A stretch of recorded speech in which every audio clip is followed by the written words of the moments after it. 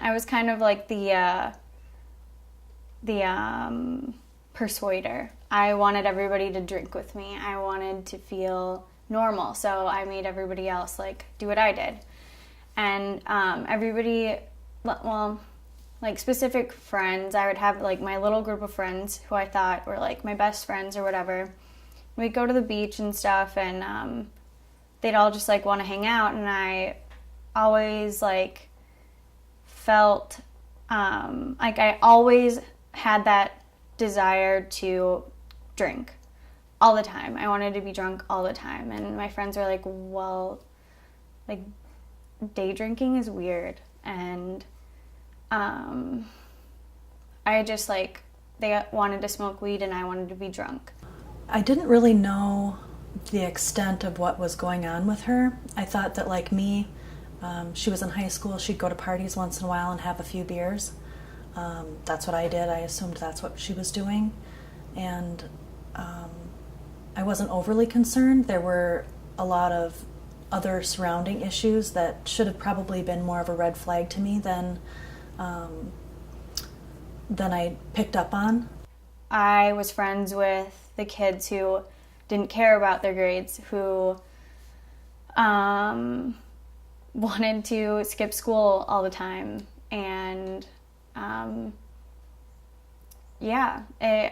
I surrounded myself with the people that did the same things that I did. I noticed that she had a lot of friends around her that I didn't know everything about them, but I knew that they weren't the best influence for her.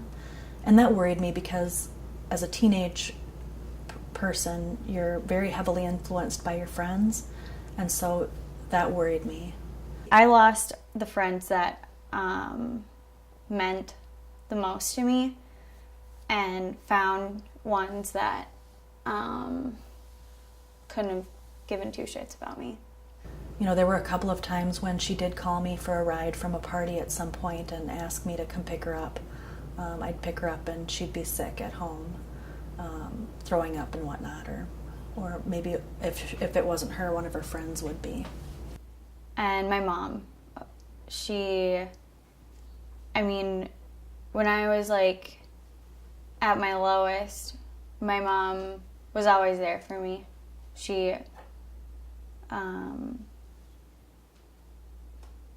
took care of me and always tried to do what was best and kept doing all that she could to help me and listen to what I needed. I've always raised my daughter to be an independent person and ask questions, and more than wanting her to be who I wanted her to be, I wanted her to be happy. And when that translates to being a teenager, it means arguing and debating and rebelling on her part. And when when I look back now, as she was increasing her usage in drugs and alcohol, the relationship deteriorated pretty significantly. There wasn't any real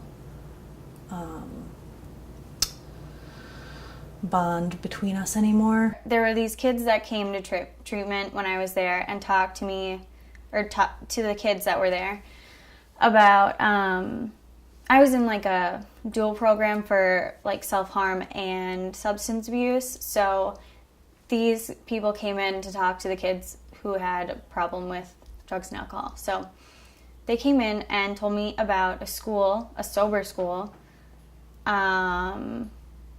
with like 75 kids that go there, that's based on living a happy, sober life, surrounded by people who are trying to achieve the same thing. So I was like, sign me up. I'd get my generals probably at MCTC, just because it's close, and that's where I'd be doing PSEO. So yeah, and then generals would be done, and then I would have to figure out like my options for like a 4-year university. We should start looking. Yeah, we should. Set up some tours. Yeah. Tours, wow. What do you think? Good job, Mom. I can see myself going to college. That wasn't even like, that wasn't even an option. Like getting a job like I have now, it's like, I don't know. There was no options for me. I left myself with no options but to get drunk or die. I feel like I would definitely want to go to like Chicago or I heard there's a really good sober community in New Jersey. Ah. Yeah, there's like this sober house. And they have a bunch in the Midwest, but you know me. It's nice to think about the future. It is, because I can actually have one of those now. Yeah.